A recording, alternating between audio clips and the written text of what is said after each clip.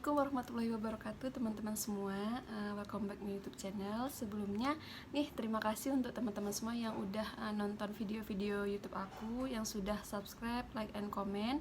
Nah, di video kali ini aku bakal berbagi tips dan trik untuk teman-teman semua yang akan menghadapi ujian S2, terutama di UNY. Nah, ini kan sudah tahap gelombang kedua ya untuk UNY sendiri, dan itu berakhir pendaftarannya itu tanggal 11 Juli, dan untuk ujian sendiri itu di tanggal 16 dan 17 Juli, dan untuk pengumumannya itu di tanggal 22 Juli. Nah, jarak antara pendaftaran dengan ujian itu kan kurang lebih seminggu ya teman-teman. Jadi harus maksimal untuk persiapan menghadapi ujiannya. Nah, di sini adapun ujiannya itu ada dua ya teman-teman. Tapi sebelum itu, untuk ujiannya ini sendiri kan itu pertama nanti teman-teman sendiri akan memilih ujiannya berdasarkan domisilinya tuh di kampus, mau ujian di kampus atau domisili. Maksudnya domisili di sini yaitu di tempat tinggal masing-masing. Itu berarti online ya teman-teman.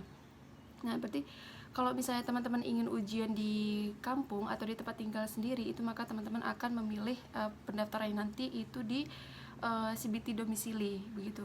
Nah, nanti untuk teman-teman yang memilih untuk CBT kampus, itu ujiannya berarti akan dilaksanakan di kampus. Nah, usahakan sebelum ujian itu teman-teman harus survei dulu untuk lokasi ujiannya di mana kalau di kampus. Nah, begitu juga kalau yang domisili. Kalau seandainya di rumah, teman-teman harus memastikan bahwa jaringan yang digunakan di kampung, biasa kalau di kampung itu kan jaringannya agak sulit ya teman-teman, jadi harus dikondisikan semaksimal mungkin agar nanti tidak mengganggu proses ujiannya gitu.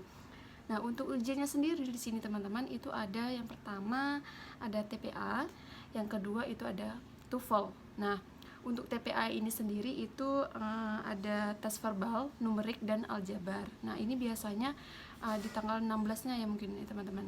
Jadi di tanggal 17-nya itu adalah tes TOEFL-nya. Nah, untuk S2 sendiri TOEFL-nya itu skor minimalnya itu 450. Nah, tapi bagi teman-teman tidak usah khawatir misalnya tes TOEFL tidak mencapai 450 atau mungkin takut gitu ya tidak mencapai skor yang diinginkan agar lulus di Universitas Negeri Yogyakarta. Nah, seandainya nanti teman-teman tidak lulus untuk nilai TOEFL-nya atau tidak mencapai 450, itu teman-teman nanti bisa menyelesaikannya pada saat proses kuliah. Nah, jadi yang penting itu adalah TPA-nya, tes pengetahuannya gitu teman-teman. Jadi harus dipersiapkan. Nah, tips dari aku untuk menghadapi tes S2 ini sendiri, untuk TPA sendiri, yang pertama itu teman-teman harus rajin-rajin mempelajari atau mencari informasi atau soal-soal yang ada di YouTube atau di Google gitu. Kalau aku kemarin sih belajarnya lebih banyak dari YouTube sih teman-teman gitu. Nah, dan tips yang pertama itu tadi ya teman-teman, banyak belajar dari YouTube ataupun Google ataupun buku-buku TPA, soal membahas tentang soal-soal TPA itu juga sangat membantu teman-teman. Nah, yang kedua itu saran aku dalam pengerjaannya itu kan biasanya nanti ada sesinya. Yang pertama kita mengerjakan tes verbal dulu, itu sekitar kurang lebih 90 menit ya, 90 menit untuk semua tesnya itu 90 menit. Jadi mungkin ini ada sekitar 30 menit untuk tes verbal, 30 menit, tes numerik 30 menit, dan aljabar juga 30 menit. Nah, untuk pengerjaan tes verbal ini dia kan itu ada waktu 30 menit teman-teman. Nah, nanti saran aku sih teman-teman kerjakan soal yang lebih mudah, yang maksudnya yang mudah menurut teman-teman semua gitu. Mana yang bisa teman-teman bisa kerjakan gitu, itu yang terlebih dahulu dikerjakan. Yang untuk soal yang sulitnya nanti belakangan aja. Nanti misal waktu 30 menit ini belum habis, teman-teman bisa kok mengoreksi dari awal lagi. Kira-kira mana soal yang jawaban yang kurang tepat untuk menjawab soal tersebut begitu.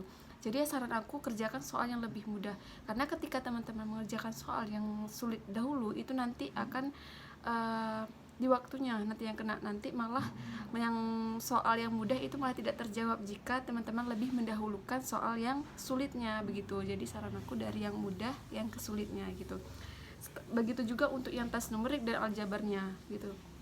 Nah, jadi banyak sekali soal-soal di YouTube itu membahas tentang bagaimana kisi-kisi soal yang akan sering dikeluarkan pada saat ujian tes S2 di Universitas Negeri Yogyakarta gitu.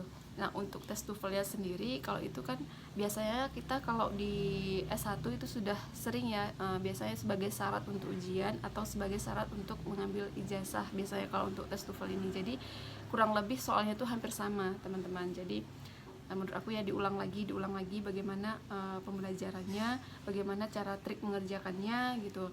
Tapi lebih tepat, kalau lebih saran dari aku sih maksimalkan untuk belajar di TPA-nya sendiri gitu.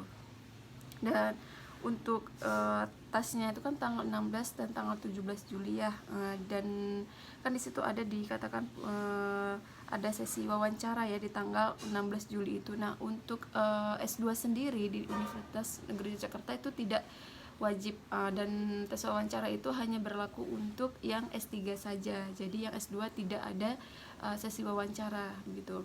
Nah, pengumumannya itu di tanggal 22 Juli. Nah, semoga teman-teman semua bisa melewatin tes ini dengan baik, mendapatkan hasil dan skor yang baik sehingga dapat diterima di Pascasarjana Universitas Negeri Yogyakarta.